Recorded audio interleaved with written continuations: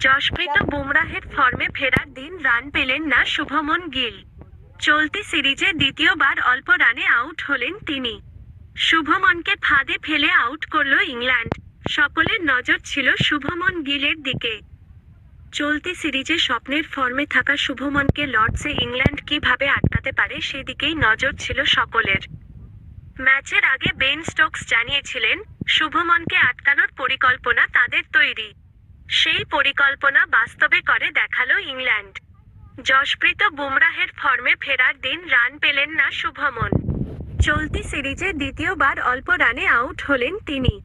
লর্ডসে প্রথম ইনিংসে ইংল্যান্ডের ৩৮৭ রানের জবাবে দ্বিতীয় দিনের শেষে ভারত ৩ উইকেটে ১৪৫। ক্রিজে রয়েছেন লোকেশ রাহুল ও ঋষভ পন্থ। রাহুল ৫৩ ও পন্থ ১৯ করে ব্যাট করছেন। ইংল্যান্ডের থেকে এখনও ২৪২ রানে পিছিয়ে ভারত।